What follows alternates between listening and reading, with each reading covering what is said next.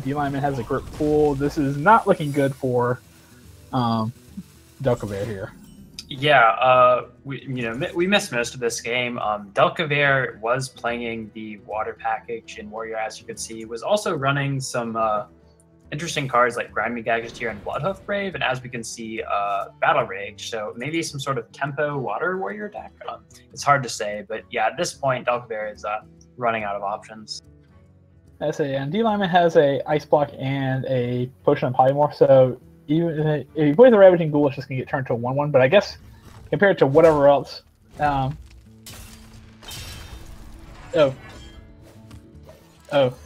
we... Oh, no, okay, well, it looks like the stream is the end of your intro. Okay, so... We're back. So again... Series is still 1-1. Yes, it's like, yeah, sorry. Series still 1-1, we're... still in the Warrior versus what appears to be Water Warrior versus Freeze Mage matchup. Yep. So D-Lineman here, he does have the Alexstrasza in hand, so if he wants to, he can just point that Alex at his opponent's face, set up a easy 2-turn, or a lot of the time just a 1-turn lethal. So correct. Yeah, it's like I think this is going to be game. It's like, I don't see a way how Delcaver can clear this board right now. So he might be able to get Raza off the battlefield, but he's not getting Alexstrasza off the field with just a sheet. It would have to be a very weird set of draws to make that work. Yeah, I don't even think there's anything that saves him. And yeah, War Leader is definitely not going to do that. So D-Lineman is going to take this game 3 and go up 2-1. I will crush you. A little aggressive, but all right.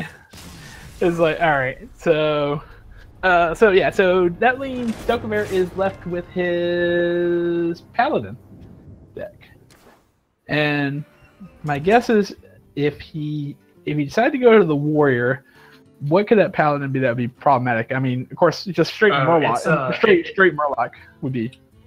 No, it's definitely Holy Wrath Paladin.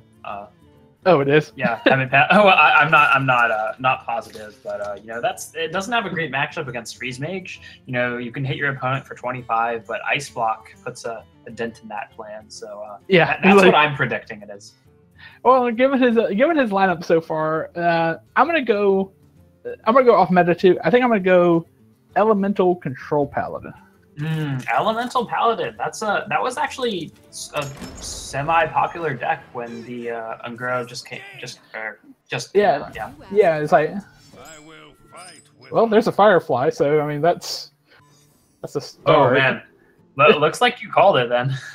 It's like, of course, I mean, this could just be some weird sort of token Paladin too, because I mean, not only elemental decks, not necessarily just run Firefly, but. That's true. I mean, Firefly is just a good all-around one-drop that a lot of aggressive and mid-range decks, classes are putting into their decks. Now we see run in Hunter nowadays, even though it isn't a beast. Just getting that early game pressure is so important. It is. It's like, and now we see a Servant of Kalamos, and I think we know we're on the right track here. Well, all right, that's all right. This may be Elemental Control Paladin then, and they're Servant of Kalamos. Oh wow! So there's the giveaway. So yes, we are looking at the very least Elemental Paladin, and I wouldn't be surprised if this is the control package with Doomsayers and everything else tier 2. Sometimes people run Elemental Paladin with hand buffs too, with let's see, Grime Street Smuggler and Smuggler's Run. I think that's the other card, so we might see that as well. Yeah. I mean, that being said, is like this is still a longer deck, and I don't think it's going to pair up well against this Freeze Mage. I don't think so. Yeah, Elemental Paladin is still it's a very board control focused deck, and that is what Freeze Mage preys on. Basically, it just has those freeze effects to stall, just to prevent any damage coming from the board. You really need like burst to beat Freeze Mage, I think, or either bursting them down before they can combo you, or just healing out of range, like Control Warrior can do. Well, D-Lineman's going to throw out the Alkali Pain here, which is fine, because, yeah, all right, this is definitely Elemental Control Paladin. I've been playing this on ladder. It's actually pretty decent overall. It's like, This is not a bad curve, too. He has No, the it Fire is Queen not. Phoenix into the Servant of Kalamos, and then he has the Flame Elemental to proc the Blaze Caller if he wants to. And there's Rag, so he's drawing all his elementals, which is good. Unfortunately, right now, I think the best he can do is he can give the lineman 2 draws off of. Or Well, he actually, no, he doesn't have to give him him. any draws. He can just not clear the Acolyte, and the Acolyte still won't be able to get a draw off of the Tar Creeper because it goes back to 3 attack. Unless the lineman just wants to ping his own Acolyte, of course, but you're fine with that. Yeah. Well, there's Doomsayer. Actually, I would not hate the Doomsayer play right now. I don't think. So there's no way he's going to toss. There's no way he's going to toss Servant of Kalamos into a Doomsayer without a way to answer it. It's true, yeah. It can slow down your opponent's curve, but it gets punished by things like True Silver, especially when your opponent already has the Flame Elemental in hand. You know that they'd still be able to continue their Elemental train.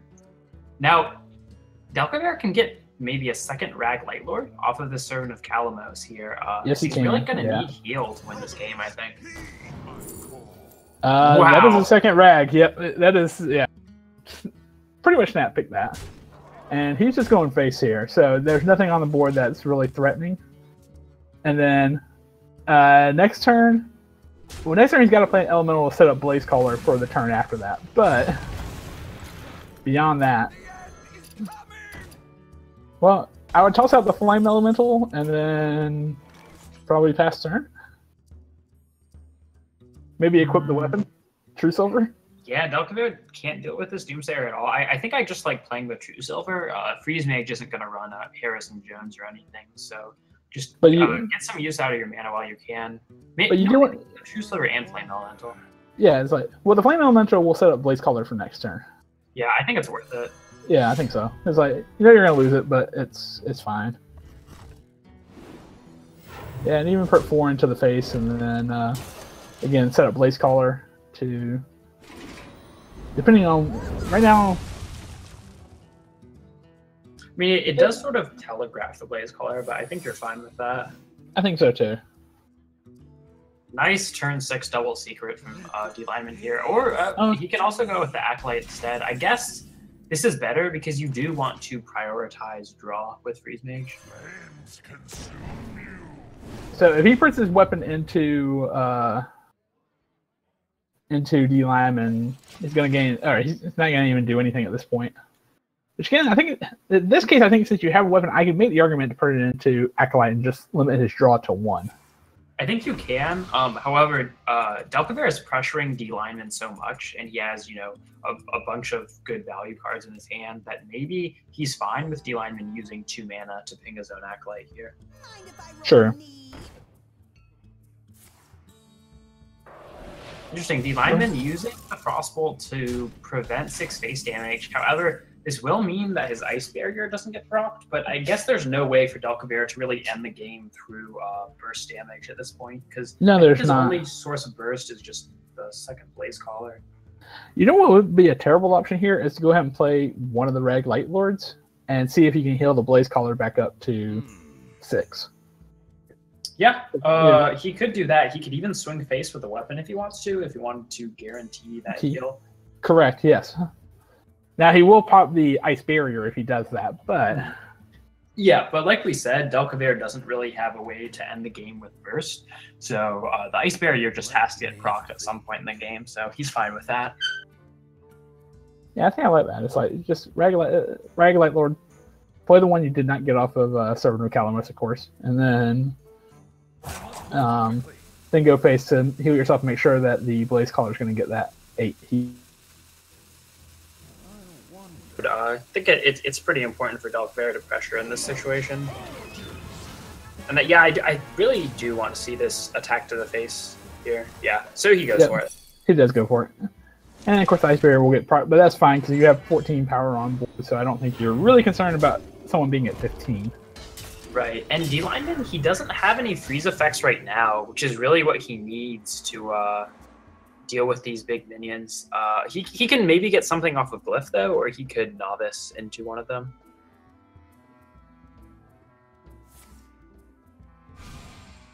Well, there's Frost Nova. Problem is he doesn't have any way to clear the board after that. Yeah, so it looks like he's gonna hold on to that Frost Nova to pair with Antonidas next turn, which is good. So let's see. So it looks like he wants to. He was hovering over the fireball to put into Rag Light Lord, which I mean I guess is not terrible, but I think it's fine. I mean, because the Light Lord has to die, right? You can't let that source of heal live. No, you cannot. No.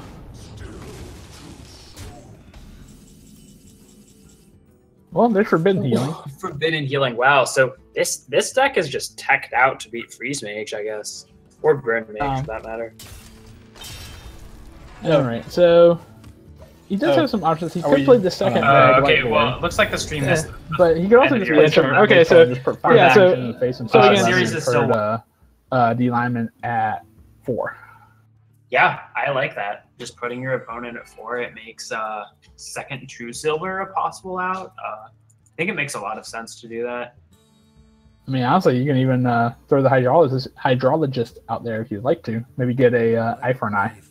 Yeah, eye for an eye is one of those secrets that can be really powerful in this matchup. You know, other ones like Noble Sack generally don't do that much because Freeze Mage usually doesn't have any minions on the board that they care about attacking with. But really interesting. He ended up taking the Pompous Thespian. I honestly thought I didn't think there was another answer besides Sogoth. Yeah, I'm not really sure why he did that either. But I guess yeah, I don't know about that. It gets it on the board this turn. It does force D lineman to have a board clear or a freeze effect, which he does have, but. Right, so now D lineman can't Alex here. I think, does he just go for Archmage and Frost Nova here? Because it's really hard for an opponent to deal with the Archmage. I don't know if he Archmages or does he Doomsayer and try to clean this board up? Because he has Alexstrasza in hand to, assuming this is not answered. Yeah, I mean, if his opponent can't answer Antonidas, then he probably can't answer Doomsayer either. So this makes a lot of sense as well. He should have drawn first, or at least one card and then drawn first if he was going for this play, but it's fine.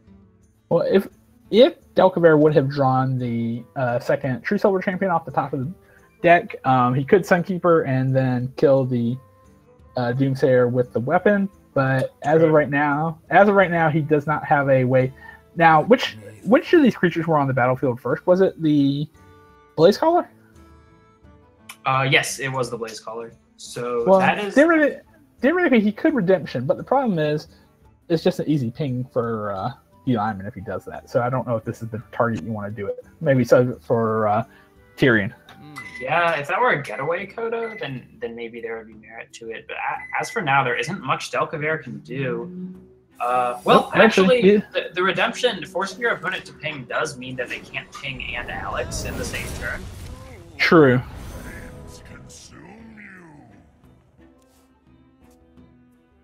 The only bad thing for Delcaver here is his second Blaze Caller is not online.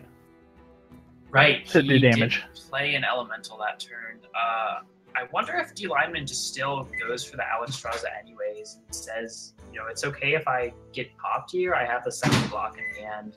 Correct. I like Alexing here, honestly. Yeah, I think I like this too. It's like, yeah, go ahead and Alex, put him at 15. You're holding the Pyroblast. You're holding a Fireball. Chances are, you know, and honestly, leaving the 6-1 up, even if he had Rag Light Lord as an option. Well, okay. Well, he does have the option to Polymorph. He knows that Tyrion is probably coming at least, but unfortunately now he doesn't have enough to. So, sort of a passive turn from the lineman there, but he deals with a 6-1. The Polymorph is definitely going to come in handy down the line. It can deal with that second Rag Light Lord. And he's going to draw through his deck a little bit more, but D-Lineman is actually getting very close to fatigue. He only has 5 cards left in his deck. He is. And all this heal that Delcaver has in his hand is going to extend the game. Yeah, it's like between the Rag Light Lord, the Forbidden Healing, and I mean he still has another Servant of Calamus in his deck. So there is the possibility to. Yeah, that's true. I'm about to say, if I'm Delcaver here, I believe I put that our Creeper into Alexstrasza, and then... Actually, no, that doesn't save him, does it? He's got to deal with that. No, yeah, Blaze Caller is not quite enough to deal with the Alexstrasza or to pop his opponent here. So I think he just has to Sunkeeper tear him. Just hero power, Sunkeeper. I think so, yeah. Well, yeah, I would hero power first before you do anything here, but hero power, Sunkeeper tear him, kill Alexstrasza, but I guess you're dead to Fireball, Frostbolt, but you have seen one Fireball from your opponent already. Have. That is true. So actually, wait, let's see. D-Lineman has Thalnos in hand, so you could go Thalnos, Frostbolt, Fireball, Medine's Valet. How much damage would that be? That would be no, that would only be 14 if I'm counting it correctly. All right. Well, he's going to gain 8 life here, so he is going to use the Forbidden Healing and go back up to 23. That will get him well out of any burn range. Yeah, so Delcaver is going to play it safe here. Now, D-Lineman, he can go for the burn route with Thalnos, but he could also just maybe go for Archmage and Frostbolt something, or Archmage Polymorph if he wants to. Archmage Blizzard will clear the 3/3 out, but he's actually going straight burn. So he is going to go for this play then. Well, the good news is if Delcaver does not gain at least 2 life here,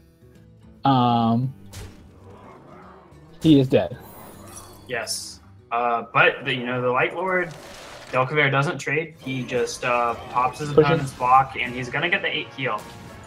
So that put him back up to 17, and that's gonna make the burn strategy really tough from this point on. Because now this even procs his Blaze Caller, so he can just hit D-Lineman for 5 and pop his next block next turn. It does. So yeah, he does have the option to Archmage and Frost Nova here, but that's not going to keep him alive. He's going to Archmage, but he has to Ice Block though. It's true. Yeah, he's going to have to. Wait, do you ever just go Ice Block and then Blizzard maybe? That's actually what I'm thinking, because that throws Rag Lightlord into 4 different targets that he's able to heal at that point, which could be very complicated for him, because then it turns it into a 1 in 25 shot to heal. I think I would have liked to see that. So now he's going for Archmage Frost Nova, but that's just going to be game. Yes, it is. Yeah, because he's got the second Blaze Caller to go to the face here, and so yeah, Delcaver is going to take this game, and this is going to go to game number 5, where it will be another game 5. Yeah. Where it'll be Warrior versus Paladin, correct? Yeah, that's correct. D-Lineman's going to have to go on his Warrior. We don't know what it is yet. We know that he brought Taunt Warrior last week, and if that's Taunt Warrior again, I would assume that that's unfavored against this type of Paladin, because this Elemental Paladin is just running so many threats. It's running, yeah, it's like, this is going to be very tough. I mean, the one bright spot in this for D-Lineman is that none of Delcaver's threats have above 8 health. So if he can get Sulfurous, theoretically he could start yeah, okay, so we do see Fire Plume's Heart in D-Lineman's hand. Yeah, so, yeah. I mean, if D-Lineman is able to activate his quest, then the hero power can definitely do a lot of work in taking out his opponent's minions, but the hard part is going to be getting to that point, I think. Correct. It is like, yeah, I think he's going to be under a lot of pressure very quickly here. So this is a different hand than we saw last game, though. It's a lot more control-oriented cards with the Aldor and the Pyromancer and the Equality. Delcaver doesn't have a Firefly to start off here, so he actually is going to struggle to put together any early game pressure, which is really important against Taunt Warrior. All right, so D-Lineman's just going to Hero Power Pass here. I'm wondering why he didn't play the Armor Smith there. The only thing I can think is maybe he wants to hide it behind a taunt, possibly, but it's like possible.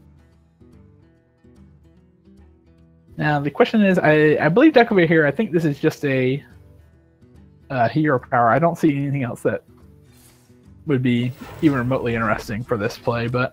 Yeah, I mean, just playing the Pyromancer out doesn't feel great. It just immediately dies to War Axe, and he probably wants to save it to combo with a quality, so just hero powering makes sense.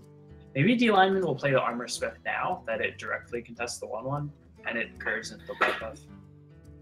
Yeah, I could definitely see that now, because I mean, unless Dokavir wants to coin Pyromancer or quality just to clear out a Armor Smith, it's going to be safe till next turn. But he actually decides he just wants to hero power and get a little bit more help behind him. Do that. And then for Dokavir, we just see Spike Ridge Steed come into play. Right. I mean, D-Lineman does sort of have inevitability. You know, eventually if he draws his whole deck, he will get that Warrior Quest, and that's pretty much infinite value just out of that hero power. So I guess he's just playing the long game here, trying to get more value out of the Armor Smith to survive as long as he can to get that quest. Well, let's see. So D-Lineman did play the Bloodhoof Brave. Now, going back to Delcavere here, we have an interesting scenario. We have both Servant of Calamos, but we have nothing to trigger it with. Theoretically, if he wants to, he could coin out the first Servant of Calamos to trigger the second Servant of Calamos, but I don't know. He might have to do that. I mean, using the coin feels pretty bad because that means he won't be able to, say, coin Spike Ridge. But if he doesn't do it now, then, you know, his Calamos is never really getting procced.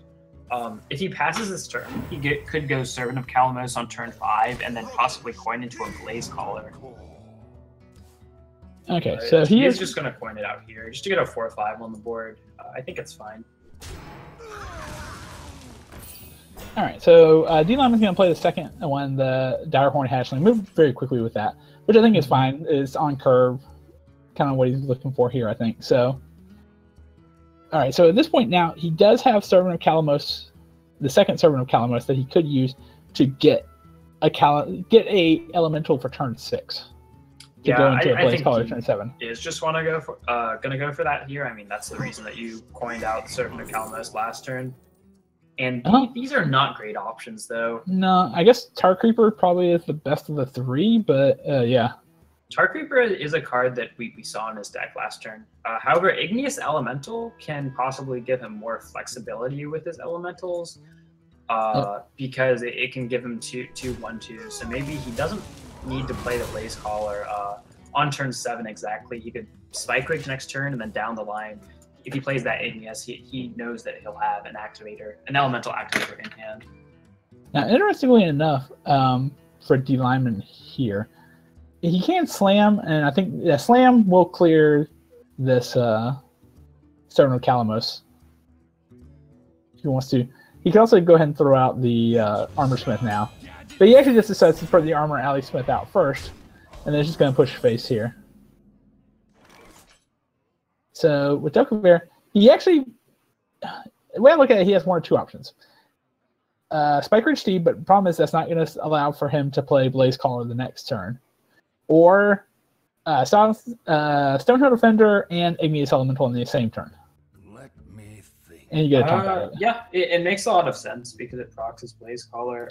Spike Ridge is also pretty tempting, though. Dokavir can get the clean trade into that 3/6 taunt. The only downside is that he doesn't proc his Blaze Caller. Well, the other option is to, I just saw this, use the Rallying Blade to finish off the Alley Armor Smith, and then still play the Igneous Elemental behind it. Because now Blaze Caller will finish off the Direhorn Hatchling if he swings it into either one of these.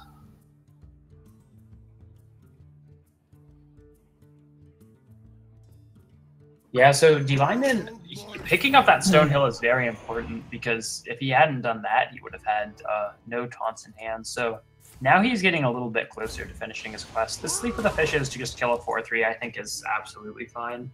Yeah, I think so. It's like, and he's gonna go ahead and kill the Igneous Elemental here, and then, actually, let's see. If he wanted to, he could hold off one turn, use the Flame Fire Plume Phoenix to put 2 into Direhorn Hatchling, finish that off, and still play his own Stonehill Defender here. Yeah, that's something to think about. I think he still just wants to go with the Blaze Caller because it gets a 6/6 body on the board. Correct. Yeah, I think that would probably long term be the better play because it'll be bigger than a lot of the taunts that he has left over here. I mean, it contests a lot of things. Going to your opponent's turn 8, you have to be afraid of Primordial Drake, sort of, but you know he can deal with that with Blaze Caller plus his weapon hit. He can also kill Curator with this Blaze Caller. The 6/6 body just basically forces your opponent to have an execute, and D-Lineman doesn't have that in hand right now. So for D-Lineman, it looks like now he's going to finally throw the Armor Smith out behind these 2 taunts. Now, the real question is, which way does he go here? Because again, now Spike Ridge Steed, again, very tempting on this, and you still have the Flame Elementals that you can play out if you would like. Or, I mean, this isn't the worst board in the world to Wild Pyro Equality either, but the problem is then you lose your own Blaze Caller if you do that. Yeah, I think this 6/6 is too valuable for Delcaveir to just Wild Pyro Equality it. I think he has the read now that his opponent doesn't have an execute in hand, so maybe you do feel okay about just playing the Spike Ridge here. Yeah, and you can Hydrologist first. I don't think there's any real reason to play out these Flame Elementals. It's unlikely that you'll need an Elemental Frog for next turn, just looking at your hand. I would say, let's see, with the Hydrologist here, I'm really liking that Repentance, I think, because, like, you know you're dealing with a bunch of stuff that has a high toughness, and... Oh, yeah. You're really good against Primordial Drake. Yeah, this can turn one of those into a 1-something. So it looks like he doesn't want to go for the Spike Rage and is just going to Stonehill instead. I guess you just take the Sagoth because it's the most value here. I think so. It's like, yeah. He's actually going to, now he's going to go ahead and Repentance. Interesting. I would like to see him throw one of the Flame Elementals out, I think, on the off chance that he draws the second Blaze Caller or... Definitely something he could have thought about. Delcaveir is saving a bunch of cards in his hand, but that's not really what you want to do against Taunt Warrior here. You really just have to kill them before they get their quest online.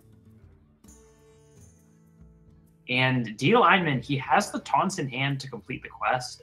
If he plays the Tar Creeper this turn, he can complete it with the Primordial Drake next turn.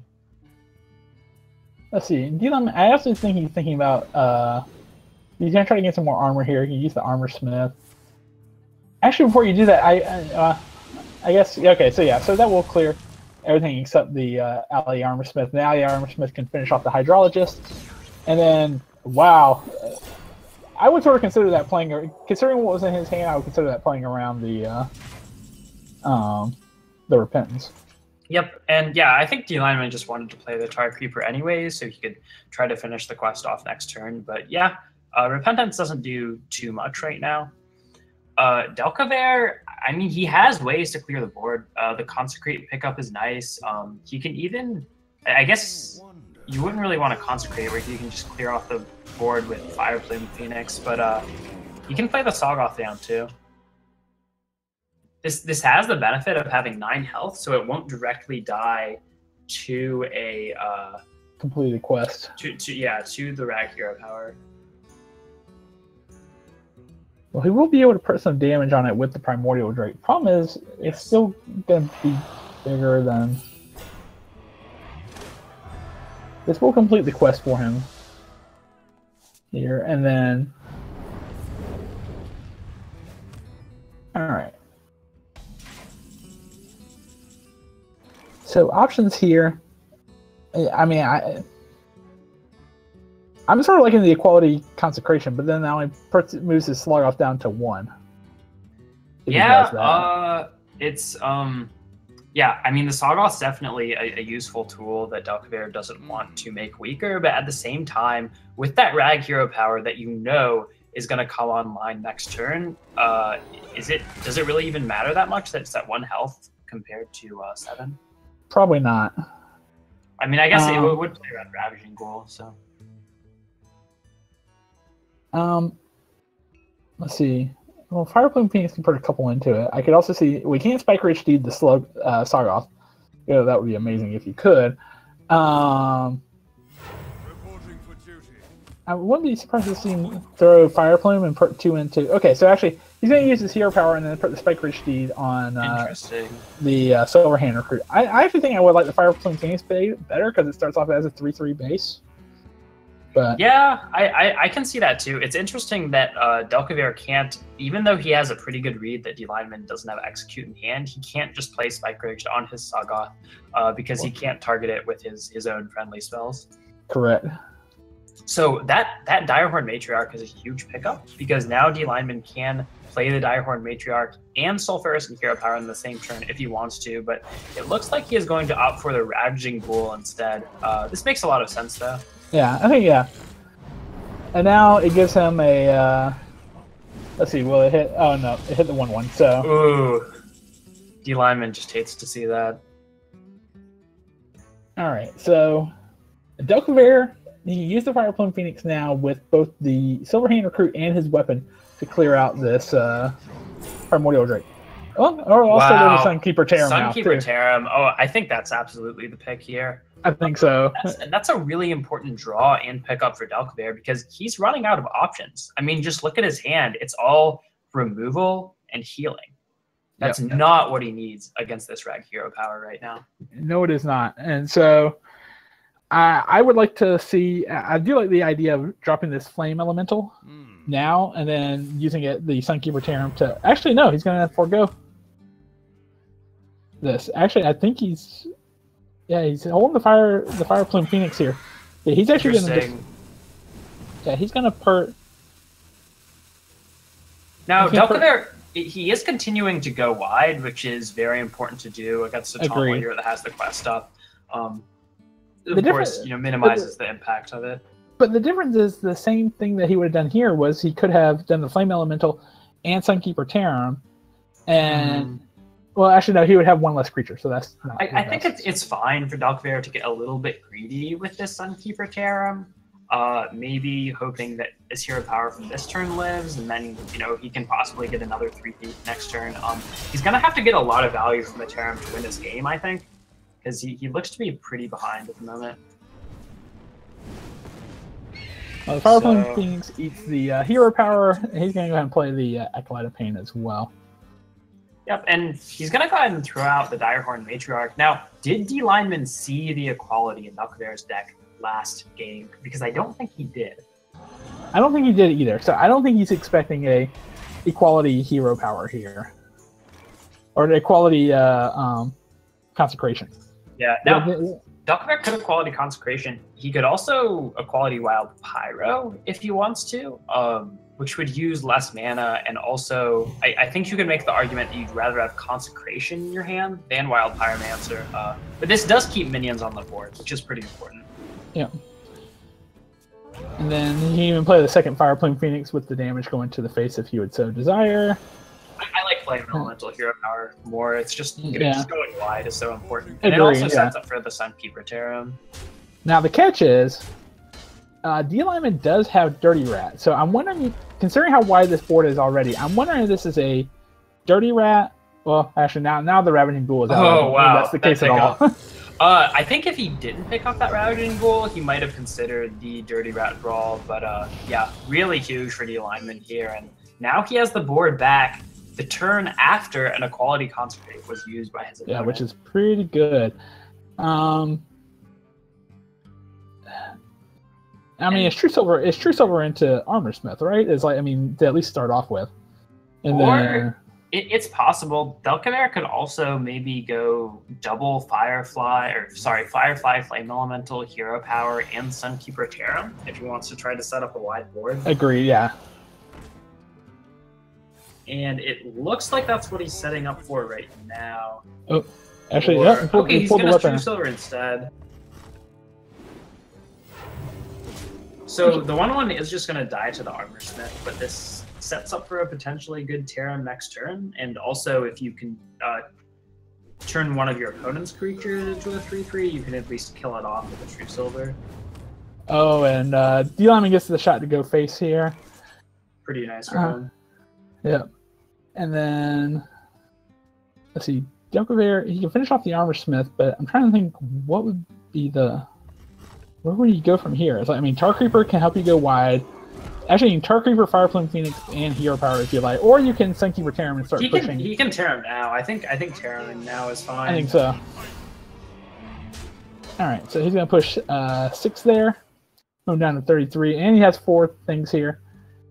So again, I would assume the Dirty Rat Brawl has to come out now. I think it has to, yeah.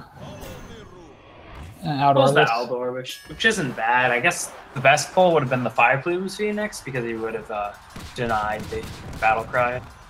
Oh my god, the Dirty Rat actually won the brawl. Oh boy. That's problem. Insane. He has got That's a 1 in 6. It's a 1 in 6, and what's bad is now he has to drop his hand. It's like if Delcavear does not drop his hand, he is dead to the execute in hand right now. That is so brutal for Delcavear. All right, so he's gonna do Stonehill. Primordial Drake. Primordial Drake is huge. Yeah, you take that every time. Okay, that Hero Power could have ended the game, but it won't end the game this turn. D-Lineman still is setting up a huge board. Well, I mean, at the very, very least, you have to Forbidden Healing for a good amount here. Correct? Is like you got to get yourself out of one-shot range. The only line he has to win, I think, is Hero Power, Pyromancer, and Terram. This way, if he avoids dying this turn, then he actually has lines to win. He can Forbidden Healing with a possible board. So that's what Delcavear is going to go for here. But he's still giving himself, you know, the 1 in 3 to lose next turn. And he's not attacking there. Okay, I guess that's actually all right. Yeah, that's probably better for him, isn't it? Yeah, I think so, because, yeah, he can Whirlwind. Okay, so D-Lineman is setting up the 50-50 here. 50-50 to win the game right here. Ooh, he does not hit it. But D-Lineman's still very far ahead. I mean, Delcavear is just out of options at this point. He can heal. He can heal for 20, sure, but he's going to have to pick up some Rag Light Lord, I think, to win this game. I think he is. He has to pick up something to pressure, because now Primordial Drake is on the other side of the battlefield. Doomsayer is not what he wants to see here. No, it is not. But theoretically, I guess he could try to throw. You throw out the wild Pyromancer, or do you hold it for the last equality? I guess you have to throw it out here, right? Yeah, I think you just have to. He can set up the Doomsayer and potentially give himself a clean board into Light Lord, and then I guess if he just gets really lucky and the Hero Power never hits the Light Lord, he could win. But it's not looking great. No, it's not. So D-Lineman is going to hit the Hero Power. It's going to hit the wow. the Doomsayer. Hit that Doomsayer, so now he can actually play a minion on the board. Space Color isn't activated. No, it is not. not. Going to have to play it anyways. Yeah, he needs to put as many targets out for. Not playing your own meat. Hero Power. Well, actually, yeah. Here you go. Now this will get rid of. Yeah, this will be a board clear. Yeah, this is going to be huge. Do you even use the execute here? I mean, I guess you do. You miss a Hero Power, but it's still so strong. But what could be left to, like, okay, so Tar Creeper, you're not even concerned about Tar Creeper at this point. Like, no, it doesn't really do anything. I mean, yeah, Delcavear is just out of resources. Reporting for duty. Justice demands retribution. It's like, so D-Lineman does get the Fiery War Axe. The Fiery War Axe will allow for a full clear here before the Hero Power is activated. That's true. I guess you can just Hero Power first and hit the Creeper, though. It's pretty good. Then, yeah, they just Fiery War Axe, kill the 1/1 here. And yep, your opponent's already at 8. No reason to give them 3 to the face. Hydrologist. I don't think there's anything that this Hydrologist could hit that would be worth doing this. If D-Linemen were at 8 or less health, then it might matter, but it's not going to here, unfortunately. Because you can easily and guarantee the 8 damage to the face. Yep. So D-Lineman avenges last week. He does win this matchup 3-2. And this was only an hour and a half. Now, considering we did have a delay in the middle, so it was not we did not go as long as last week, but we did. It was still a pretty long match overall. Yeah, I mean, if we hadn't had the interruption in the middle, I think it still would have been pretty long. But yeah, it probably been an hour, but still not terrible. So, as I mentioned, Kawasaki Ninja's rule has already won the week, so this match was not a whole lot of not determining anything really, but D Lyman does take the win here. And then let's see. Yeah, so our next match here is going to be Jim Phylos against Starden, and we have received word that both players have banned Paladin. Yes, they have. So it's Mage Shaman Warrior for Jim Phylos versus Mage Rogue Warrior for Starden. Now, are there any playoff implications for this match? Yes, there are. The game is currently, or the match is currently tied 9-9. So the winner of this match, their team will go to the finals to face off against Kawasaki Ninja's rule. Now, interestingly enough, I should mention this: the Anarchist actually DQ'd against Combat Wombat. He did forget to submit his class, so I don't know how that happened here, but he did forget to submit, and so that would I believe that would have, if he would have won that match, Doghouse would probably have already won the week at this point. Wow, so he's looking for Jim Phylos to bail him out here. Yeah. And so, let's see. Still waiting to see for them to go in. Okay, so Starden on Mage, Rogue, and Warrior, and Jim Phylos on Mage, Shaman, and Warrior. So pretty similar lineups. It's just Starden has the Rogue, and Jim Phylos has the Shaman. Based on that, I would say that maybe Jim Phylos is slightly favored, as I think Shaman usually does well against Rogue. At least Token Shaman does well against Quest Rogue. But we'll have to see. Should be a close match. I say, yeah. With Token Shaman running double devolve, then even if you have a big Edwin or a big Questing, or even if you have Sherazin Quartz Flower, it doesn't mean as much because you're just one devolve away from losing it anyway. Yeah, Devolved can definitely be a matchup dependent card, but Rogue is one of the ones, especially Miracle Rogue, where it does a lot. So these players are already in, and it looks like it's going to be a Warrior Mirror. All right, excellent. Let's see. Sorry, I'm getting in right now. And it's actually going to be a Pirate Warrior Mirror now that I can see both of their hands. And both players have drawn Nazosphorus Mate. That is the recipe for success when you're playing Pirate Warrior. Yep. So this is going to be, and actually even Jim Phylos has the coined out upgrade. And the turn 2 Blood Cell Raider. Wow, I'm still waiting to see Starden's board here. Okay. So Jim Phylos here, I think you just want to go ahead and play out this Nazosphorus Mate and clear off the board. I'm not sure if he wants to coin the upgrade here, where he can possibly coin out a Frothing next turn. Yeah, I think that's probably the better play here. Just keep the board clear. Don't worry about coining out the upgrade. You'll have time to do that later. But yeah, just Pirate Warrior is a class that can utilize the coin very well. A lot of the times where it goes, you turn 1/1 drop and then goes coin 3 drop into 3 drop, and Jim Phylos is set up really well to do that here. Now the interesting thing is he's going to coin out the upgrade. Okay, I disagree with this here, because I don't think the extra damage is really doing anything. He actually missed 1 damage if he's doing it like this. Yeah, he should have done this before he swung, but I can understand this line just because you're not going to have a pirate, so there's no reason to coin out South Sea Captain, and then Frothing Berserker may or may not be, what you're looking for here. So now with the Blood Cell Raider, if he draws the Blood Cell Raider and then uses his weapon to go into the South Sea Deckhand, then Starden's only play is Frothing Berserker on a naked board. Yeah, so actually what the upgrade does do is it does mean that you have a 4/3 Blood Cell Raider, which does directly contest the Frothing Berserker. So maybe that is what Jim Phylos was looking for with that upgrade play. I think that's what he was looking for here. And so he is, Starden actually has a choice of 2 options. I don't see dropping the South Sea. Actually, interestingly, he's not going to drop either. He's going to Hero Power and hit face. That's Wow. I would say. And on top of that, Jim Fowler's just picked up the Blood Cell Cultist too. So Wow. I mean, a sort of an awkward hand for Starden, but really just the opposite for Jim Phylos, picking up that Cultist.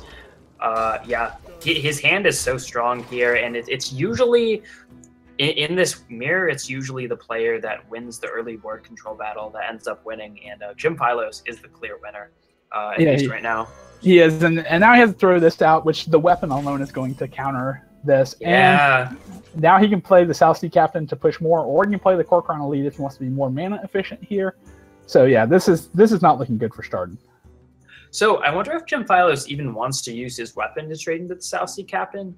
He would go down to 19 health, and really, like, he has such a strong hold on the board. The only way he loses at this point is by face damage. I'm not sure if it matters, though. I don't think your opponent can ever deal 19 to you by the time that you've won. In fact, this just sets up for lethal on its own, I believe. Well, Starden did pick up the Galactica Crawler, so he can kill the South Sea Captain here if he so desires. Wow. And then play the Frothing Berserker behind it as well. So, I mean, Starden came with the tech. He didn't really get it at the right time. He would have liked to have that a couple turns ago, but he can kill off the Captain now. Killing off the Bloodsail instead, I think that's not still as good. lethal. The South Sea removes more damage from the board, doesn't it? It does. But this is actually, one off lethal, I believe. That's my count too. Well, actually, let's see. If he plays the second South Sea Captain, that would be. That second South Sea would only add 2 damage, and adding 4 with the Corcoran is one off. So the Naga's fine. It lets him kill off the Frothing easily. Yeah, he actually just goes face ignoring the Galactica, but yeah, I mean, Jim Phylos is just going to win next turn, so it's fine.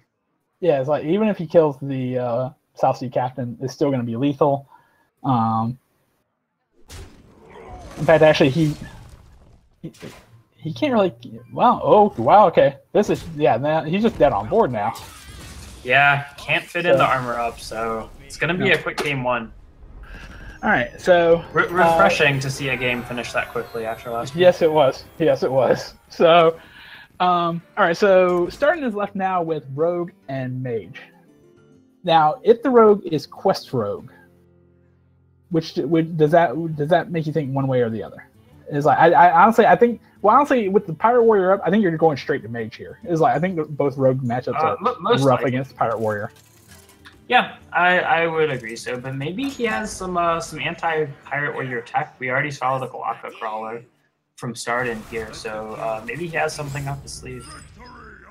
All right, so it looks like from Starden, it looks like we are looking at Burn Mage. We see the Ice Block here, as well as the Medea's Valet. So I'm thinking this is a Burn Mage. Again, Jim Phylos is just drawing. Oh, okay, I don't know if I send back Fire Exhaust first mate.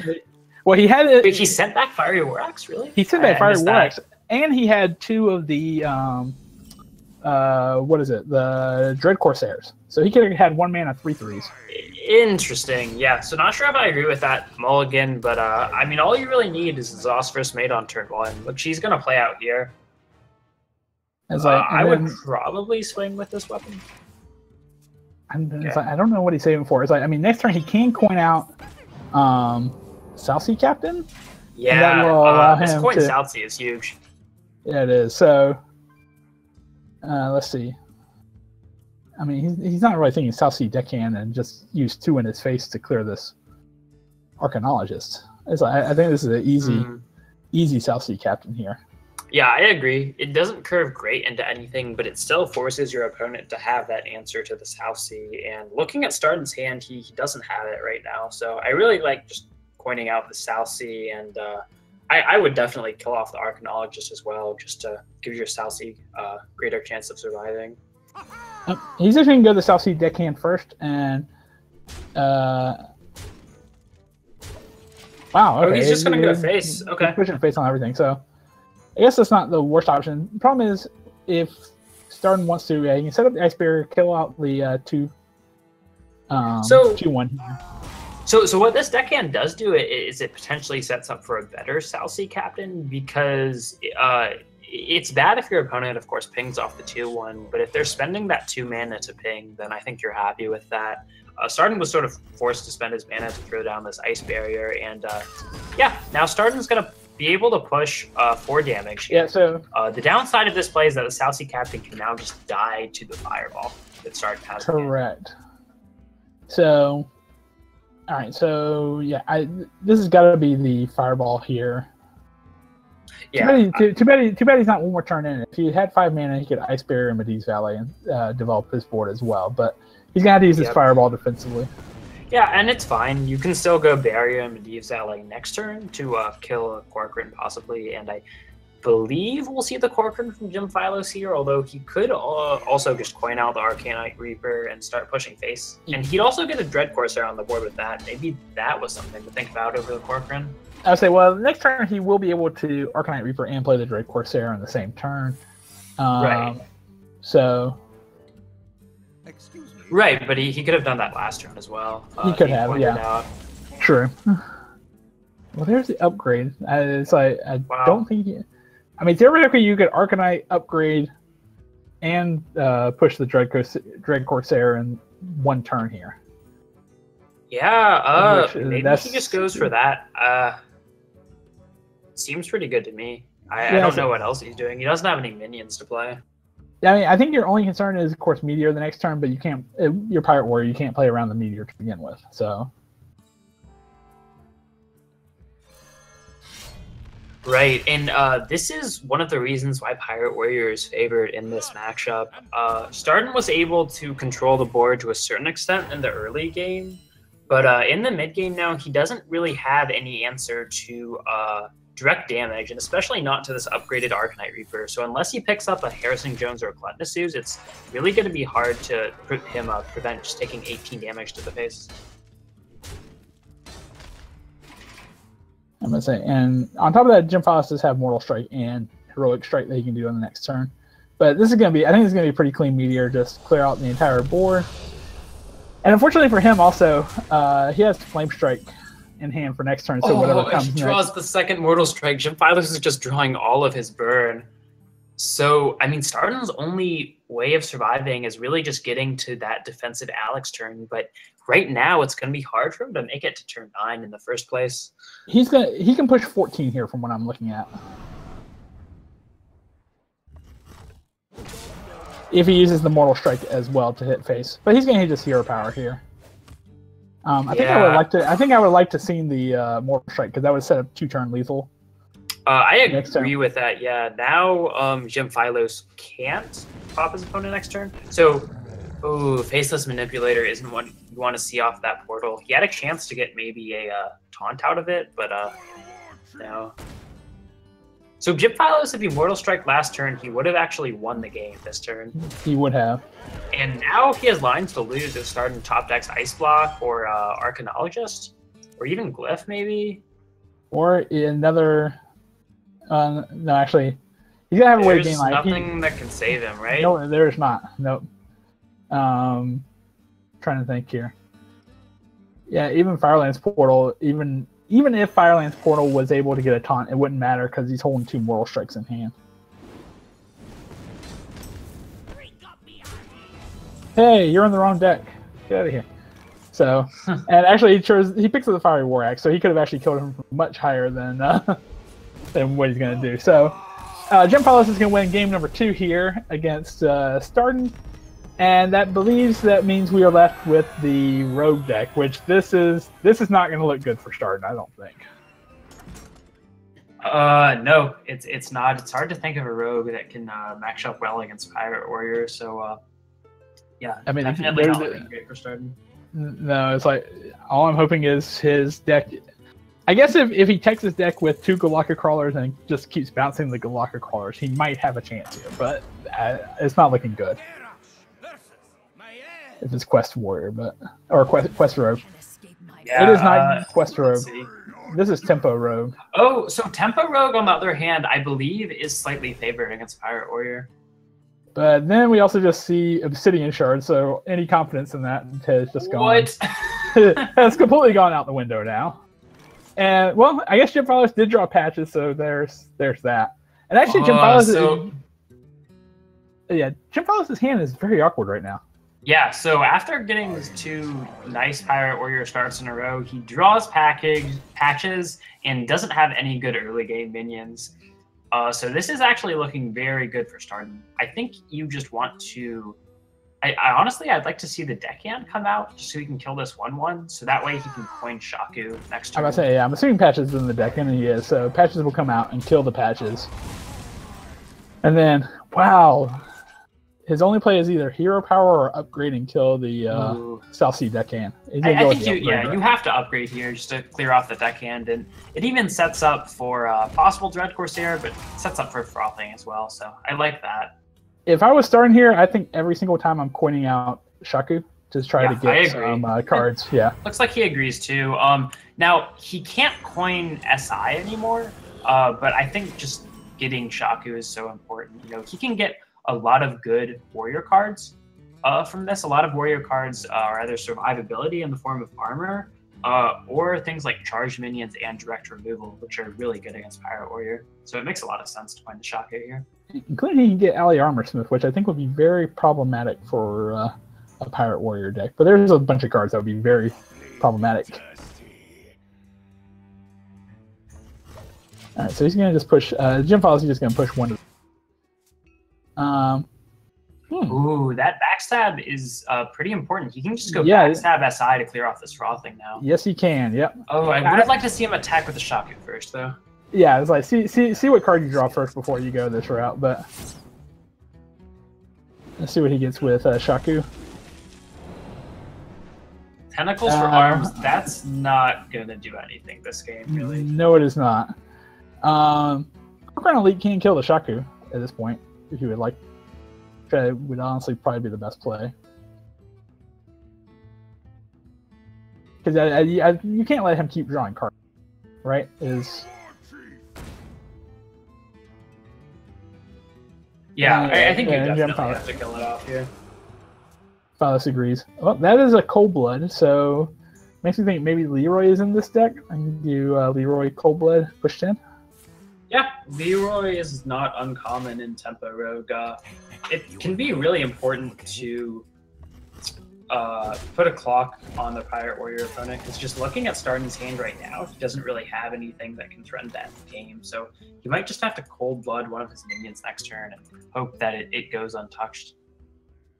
So for Jim Follows here, he has Niger Corsair, so he can kill the Husker if he likes, or he can use the South Sea deckhand to do it as well. Yeah, I think just Naga and killing it with his face makes a lot of sense.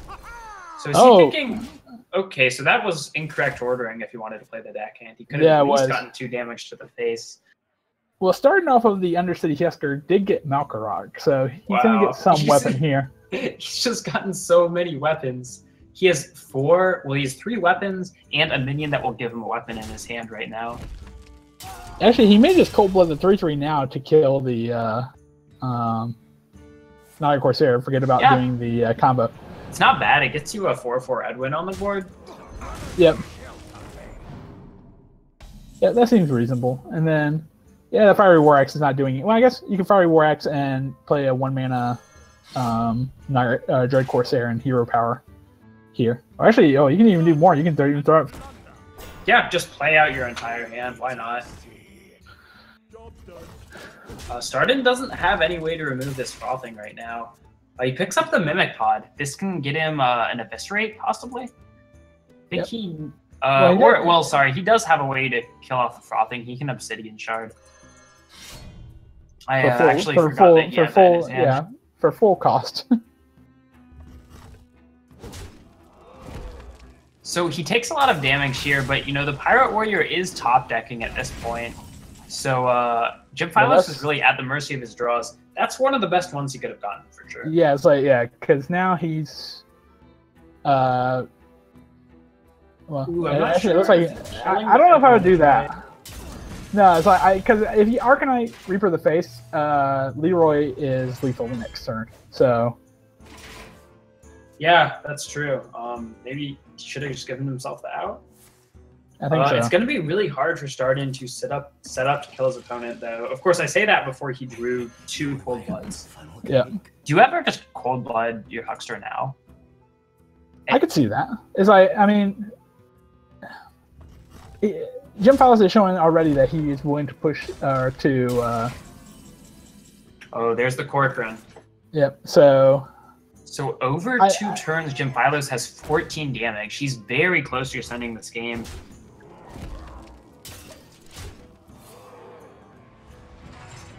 Question is he dead on the swing back here? Let's see. What could he Wait, get? Stonehill Defender? Oh my god. Yeah, okay. That's gonna let Starden live another turn.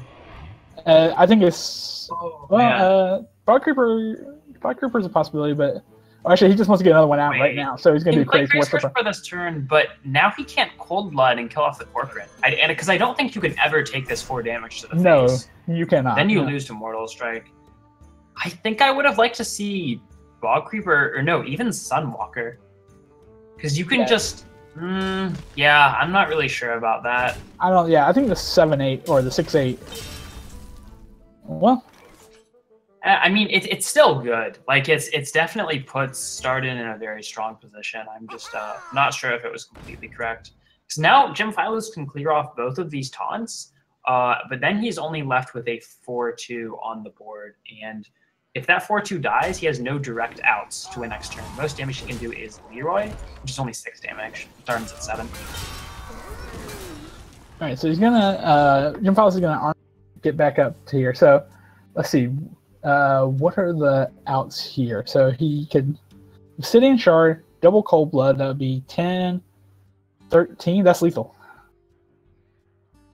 Let's see. Yeah. Wait. If he didn't trade in.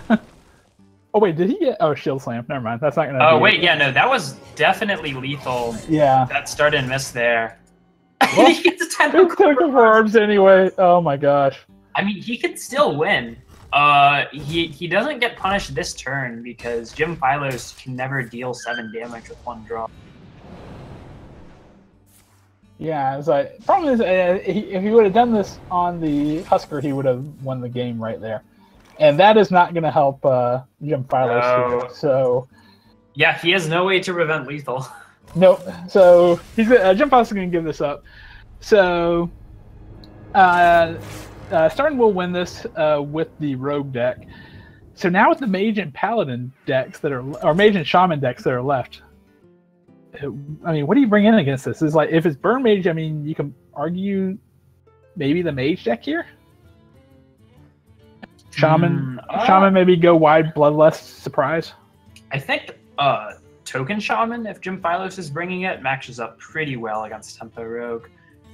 Just because, yeah, they have the early board clears with cards like Jade Claws and Maelstrom Portal. And Tempo Rogue really needs to get the board early to be able to win, I think.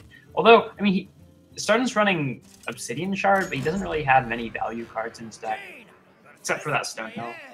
Well, Jim Philos is going to go with the Mage deck.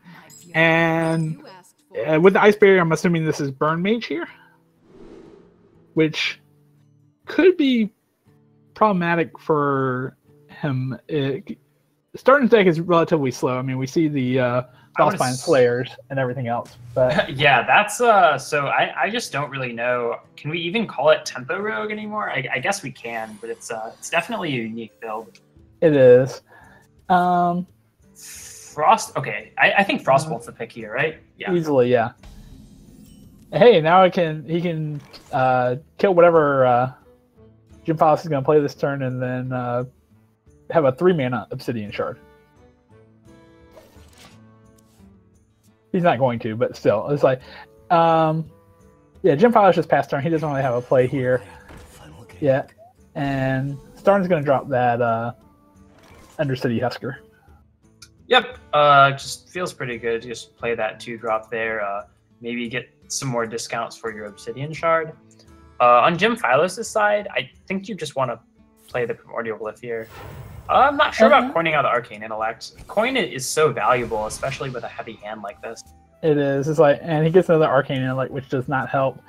I mean, theoretically, I guess if he does wait a turn and Starden drops that South Sea deckhand, he will be able to clear the board up with the volcanic potion, but Yeah, so I don't really fault Starden for just playing the backhand and pushing damage here, but yeah, it is just gonna die easily to the volcanic potion.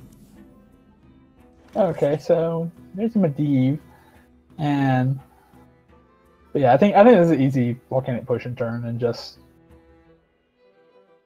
I think this is pretty easy. I think just clear this out, Definitely. get out of here, and then actually, interestingly enough, Starden picked up a Cabal Chemist. So Wow, that's not a bad play this turn. No, it's not. But Starden's going to Mimic Pod here. Let's see what the Mimic Pod gets. Edwin Van Cleef. Double wow. Edwins. Oh, wow. I think I still would have liked to just see the 3/3 there.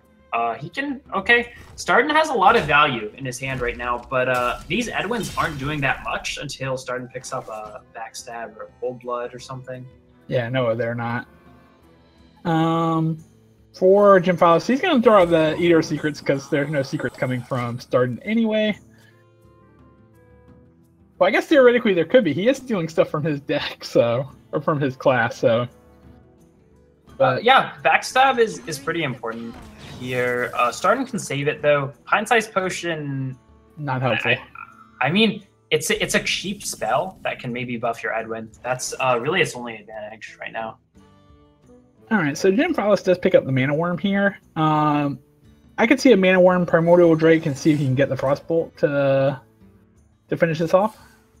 Yeah, Primordial Drake seems fine here. And if you don't get something good, you can always just Primordial Glyph. I mean, you can always just ping and trade in the Eater to kill this 3/3. Meteor definitely seems like the best here. Yeah, so I mean that will kill Edwin pretty easily. Unless he gets up to like 20/20 or something like that. Well, okay, there's a... These? Okay. Backstab. Can set up a pretty nice Edwin here if he wants to. Yeah, he can.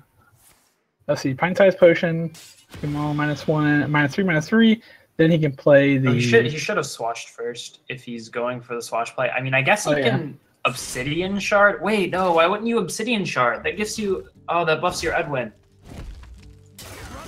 Now it's only, I guess it doesn't matter because he has the polymorph, but well, I don't know.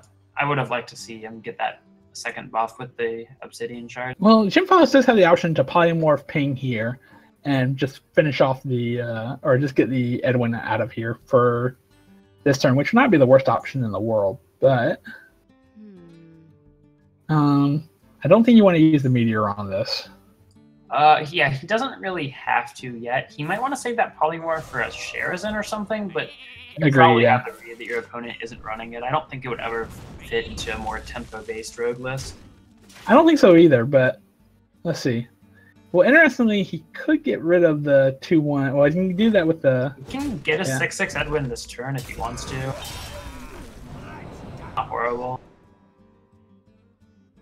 Demented Frostcaller... I guess you're just playing that and then hero powering. Well, you do have Frostbolt, so actually this will turn, and this will also turn free Obsidian Shard. And so that's true. And then why did he play it? I guess he's saving it for Edwin. Oh yeah, that's true. You can go Obsidian Shard, Vilespin Slayer, a minion, and then get a 6/6 out Edwin. So it's not bad. No, it's not bad at all. Well, Jim Follows does Firelands Portal, gets the Gurbashi Berserker, which is not... Well, I mean, it's going to die to this anyway, but... And yeah, this would be a 6/6. Yep. Yeah, just a 6/6. And he started... Yeah, he plays around Meteor here, which is nice. So... Alright, so with 10 on the field, you can't really leave this up, but part of me thinks Primordial Glyph first to see if you can get something that can kill off the Valspine Slayer too. Yeah, I guess so. If you're just gonna go with the Meteor, I mean, Firelands Portal doesn't really kill off the Edwin. I think it's such a high priority target that you do need to deal with it. So I like just glyphing first. You can get a lot of things that let you clear the board along with Meteor, right? Yeah, I think so. Even Flame Geyser would do it. Arcane Missiles sometimes does it. You can get like a freeze pickup maybe. There's a lot of really good things from Glyph. And I Yeah, think like drawing with Arcane Intellect is too slow, and Medivh just opens yourself up into dying. So yeah. All right, he's I'd gonna like meteor. He's here. gonna meteor first, and then. So maybe he's. What is he? Okay, so he's glyphing last, so it's not great ordering.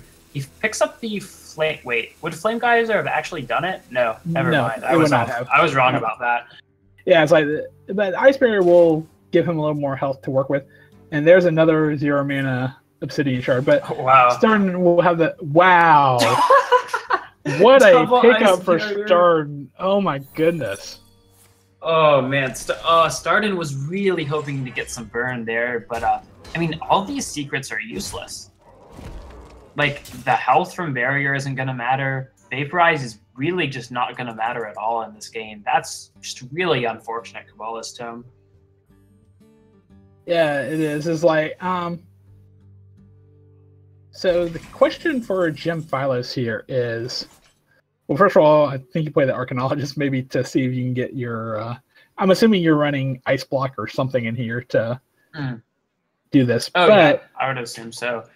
But then I say I can make an argument to Medivh now, but then you're leaving 6 power on the field. Oh, that is not the.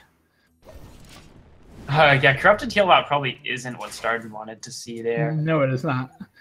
All right, so well, the good news is he can kill it pretty easily. He has Shaku and Valspine Slayer, both which will, or the Obsidian Shard would also do just fine here. Yep, and that is his second Vilespine, though, so that means Starden won't have a great answer to a Medivh or an Alexstrasza, which we know are in Jim Phylos' hand. But getting the 3-4 on the board now is pretty important, I think. I don't know if you Abyss here. I mean, you're always going to be able to proc it next turn. But yeah, I'm not sure about that. All right, so I think you have to Arcanologist here. You have to get one of your secrets, because you're staring down 6, 8. You're at 11, and it wouldn't be too hard to think that one of those cards could be burn. Yeah, you probably think that it is. So Jim Phylos, he could ping. He could also just play the second Medivh Valet to claw off this 3-1 and get a 2-3 on the board. That honestly might be better at this point. I think it would have been. I mean, admittedly, the 2-3 will kill. Chances are the block is not getting popped this turn anyway. So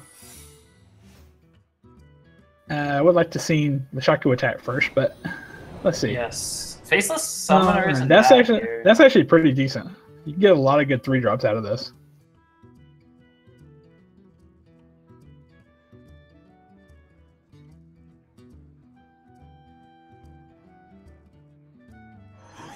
Let's see what he gets. And that is not one of them. So what does Starden do here? I guess he just has to push face with the Obsidian Shard. He does, I think.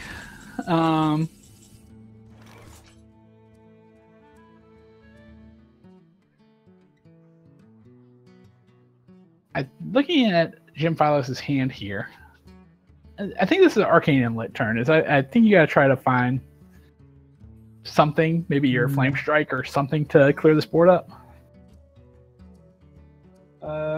Yeah, I think so. Well, I guess Jim Phylos doesn't know what these secrets are, right?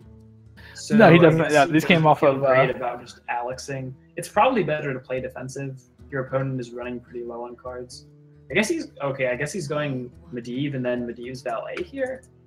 That's not horrible, but it leaves the 5-5 on the board. So if you play the Medivh's Valet, you know that you're gonna get popped next turn. Unless, is there a way that he prevents it? He could. No. He could. Well, he could throw everything into. Yeah. So yeah. He could do that. He can actually. He can clear the Magma Rager, and then he's one off getting popped. But it's not hard for Starden to piece together 1 damage, and you can see that he has it. Yeah, he's got the. So I mean, he has 1 of 2 ways he can do it. He can do the. Actually, he can do this too. See what else he draws. Ooh, Sorcerer's Apprentice isn't great, and you know Starden's gonna be able to pop his opponent's block here, but now Jim Phylos can just play Alexstrasza defensively. Correct. It's like, and he actually would be able to He actually be able to clear off most of this board here. Go along with it, but yeah, you have to defensive Alex here. If not, you're dead. Yeah, you can defensively Alex. Well, he can't actually kill off Shaku and the SI, but he can just trade the Medu's Valet and Sorcerer's Apprentice, and then Medivh into the Shaku. So he still sets himself up in a pretty strong position. What to do? What to do?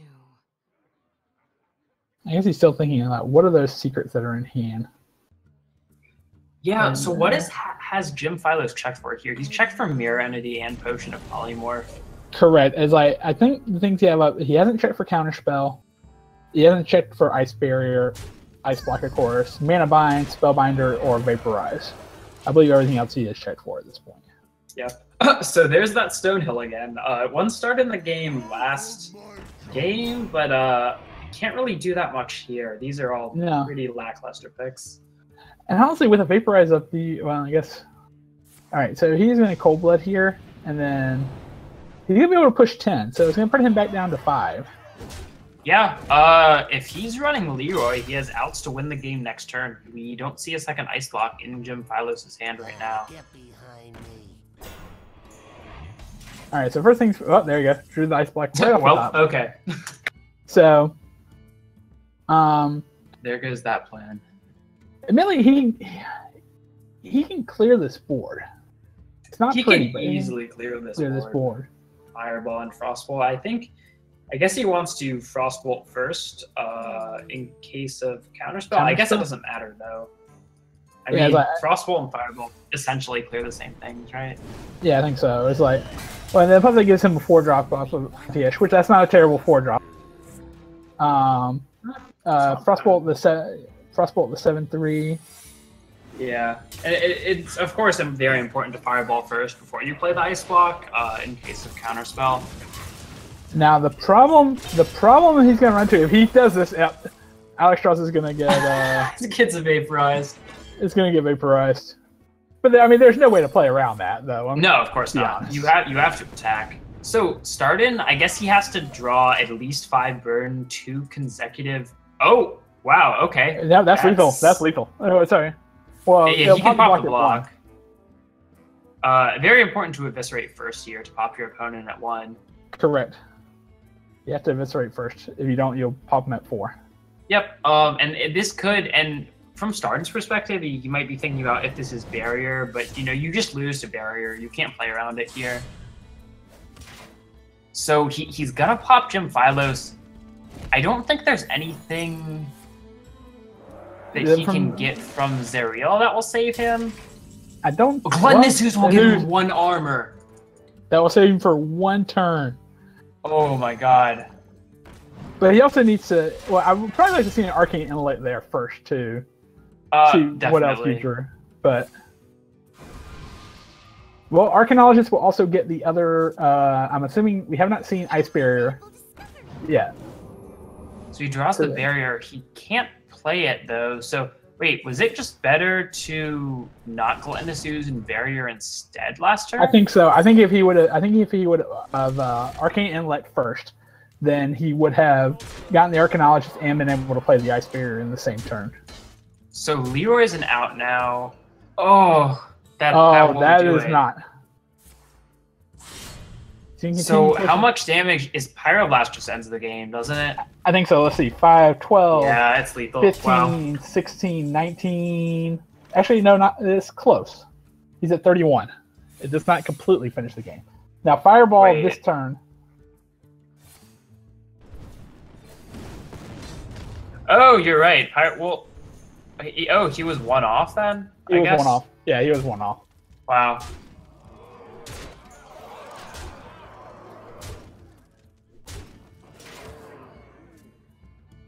Oh my god. Oh my gosh. That's it. Okay, he can't attack though. He has to Cold Blood it. He has Cold Blood one of his own creatures, and then oh my gosh. What a crazy game by Starden. What a play by oh my goodness. So Starden will even the series up with this rogue deck. Tempo, I value something rogue. I don't even know what it is, but it's won 2 games in a row. It has won 2 games in a row. So the last deck for Jim Phylos is the Shaman, I believe. So this is going to be a Mage versus Shaman. Or sorry, Rogue versus Shaman. Wow. Wow. This is crazy. So like we said, I think the Shaman is probably a favorite, assuming it's Token Shaman. I would assume that mid-range Shaman is also favored over this Tempo Rogue, but hey, anything could happen. Anything could happen. Is like, we said this is the first time we've seen Argent Squire, by the way. It's like, okay, so, but Jim Phylos, yeah, this learn is the new things about this deck every game, huh? This is the evolved Token Shaman, and so he's going to keep the Firefly. Yeah, We'll send looks pretty everything else standard. back. Bloodsail, Corsair, and Firefly, both very strong early game minions for Jim Phylos here. And both are going to compete against this Argent Squire really, really well to start off with. Now, Jim Phylos, I think he might just want to play the Firefly. I think so too. Here. Well, okay. Maybe the Cultist is better. It actually contests the Argent Squire. I don't know if you hit face with it, though. I don't think you do. But here's the thing, though, is if he would have played the Firefly, then chances are to get rid of one of them, he would have to do this weapon, which means the Bloodsail Corsair would have finished the weapon off if you would have waited for that this turn. Right. Yeah. That's why there was merit to saving the Bloodsail, but getting that extra 1/1 on turn 1 can be pretty important. So now Jim Phylos can coin on the Mana Tide, and yeah, I really like this. I do too. It's like no clean answer in hand at the moment. And there's a Devolve, so Devolve will be. Oh, Swashbuckler picked up. That will pull patches. So starting can now easily deal with this Mana Tide if he wants to. He can also just Cold Blood and push face. Or he can Cold Blood the Argent Squire and still kill the. Okay, or he trades with it. It's probably better to trade. Tidal Surge is actually. I think it's Tidal Surge. Yeah, I think you do, just because it's a good removal spell. It doesn't look like he's going to build up a board big enough for Bloodlust, so I like the Tidal Surge. Oh, and the card he got off. Didn't even notice the card he got off of Swashbuckler. Finders Keepers. Discover a card with Overload. Overload 1. That's actually 2 mana off of his Obsidian Shard. Yeah, that's true. So Jim Phylos here, facing down with Argent Squire, he has to devolve it, right? I think you have to. Give your opponent 2 1/1s and get a Firefly out. Yeah. Yeah, so I think you have to devolve it. It's not pretty, but I think you have to. Oh no, he just totems. That's really surprising. Yeah, it's like I think, given what's in hand at the moment, I don't think that was the best play for him. I wonder what he's saving Devolve for. It doesn't really get much better with this deck. I'm assuming Edwin. Makes sense. Okay, so Jade Claws. There were a bunch of good options there. Jade Claws is solid. However, I think Lightning Bolt was a better pick because Jade Claws is a weapon, and he already has the Obsidian Shard in hand. It's going to be really difficult for starting to get all the charges of these weapons out of the way. Okay, so now that the SI7 agent has been added to the battlefield, this has got to be a devolve, right? Like, I think so every time, right? Well, I mean, he could Jade Golem, and that will put a 1/1 on the battlefield, but the 1/1's answered by the hero power. That's not anything to talk of there. No, I mean, because you don't want to take 5 damage from this Argent Squire right now. Well, I guess he does. Because, I think you have to devolve. Like, you can't just keep playing around a possible big Edwin. It's not even likely at this point in the game. Actually, he's going to push face with the Obsidian Shard here. Per 8 on. Okay. So now we can say it again. Yes, now that your opponent has a 3-mana weapon, it is time to devolve the board. I would assume so. You can just devolve in Mana Tide. I guess if he's toteming, I still think devolve is the right play. But maybe he's opting for a different route. I'm just not sure how leaving this Argent Squire up ends up being good for him. I don't know either. He can go wide. At least going wide against Rogue is pretty strong. Oh, wow. Forget that. We'll see 8 to the face again here. Actually, well, no. I don't think so. He can Obsidian. He can Valspine Slayer to kill the totem if you would like. He could. I think you want to say that for a Valspine better here. target, but I mean, if I spawning anything, it would be the 1/2, right? right, I think so. Yes. Yeah, keep the barrier up. Tidal Surge. Okay. It's not bad. He gets to push 5 to the face again. And Okay, we've now- never seen a Leroy in this deck. We have not seen it, Leroy. I assume he's running it just because it's a good card. Okay. to run, but maybe he is. All right, so now that he has the second devolve, he can save the other devolve at win. So now Yes. he needs to devolve the this board. Yeah, he can Mana Tide devolve here. Okay, he There we go. finally is going to play it. All right, so get the golden wisp here, and we'll be able to. Now, unfortunately for him, the Obsidian Shard will answer the Mana Tide totem, but he is holding double Bloodlust and an evolve. So if he gets the Doppelgangster, then he will be well on his way, I think, here. Doppelgangster is, potentially very strong. So we see the Stonehill again.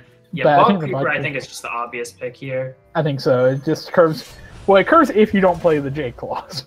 But he can still play it next turn. He'll have 8 mana, so he can just. Well, that's play true. the Yeah. Bug So Creeper. that's his 7th turn. Yeah.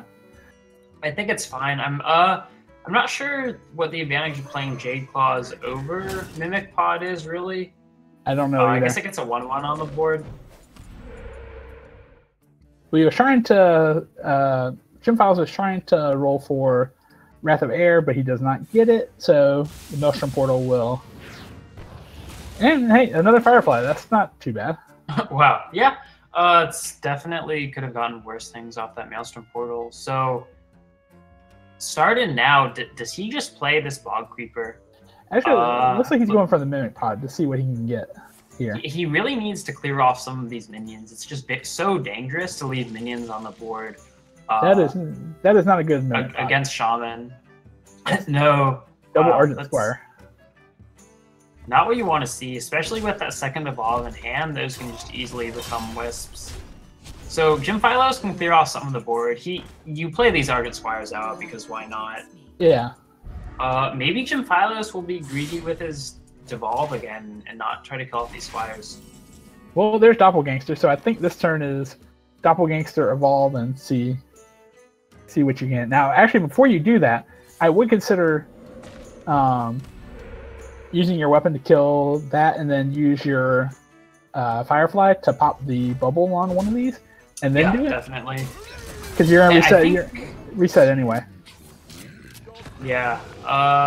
So okay, he didn't attack with the Firefly at all. So if anything, he missed 1 damage.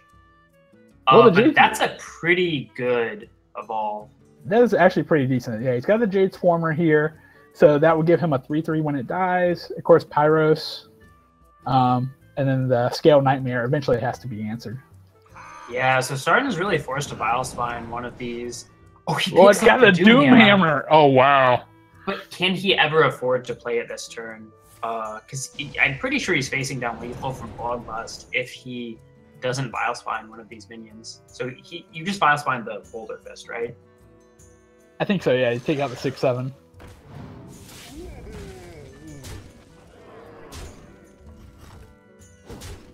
Okay, so again, I think you're in a you have to devolve situation here.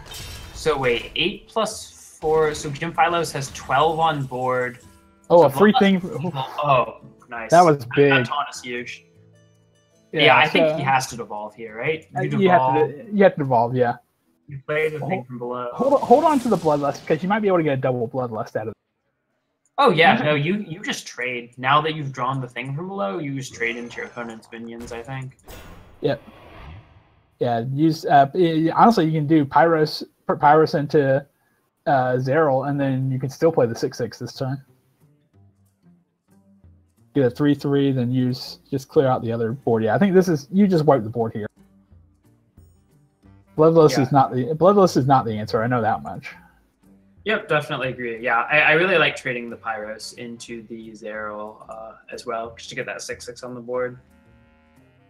So we'll see what he does here. I mean, I don't really see any advantage to him face because you just win with double Bloodlust next turn anyways. Actually, yeah. Okay, so he chooses to not kill off the Pyros. Interesting. and he's got it. He has to put the Jade Swarm will put a 3/3, and then honestly, you can totem and see if you roll healing totem. Yeah, you don't. You roll spell power, but Wow, so it's looking rough for Starden now because of that thing from below. So I guess you just have to Stonehill first, right? Well, I probably was Stonehill before the Bog Creeper, but yeah. Well, this gives you double. Primordial Drake, maybe. Primordial Not Drake can terrible. clear out some of the board. I guess it's the only pick. I think I double think so. Bloodlust might be lethal anyways. This is just so much damage. I think it has to be. Yeah, now that's an 8. That's an 8/5 now. So double Bloodlust would be 6. So that's 13, 19, 21, 24 plus add on 18 damage. So yeah, I think this is lethal through. I'm not even gonna try to count. I just know that it's lethal. Yeah, it's lethal. It's lethal through the.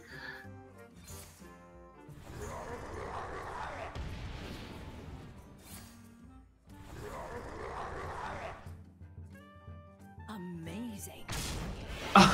That is amazing.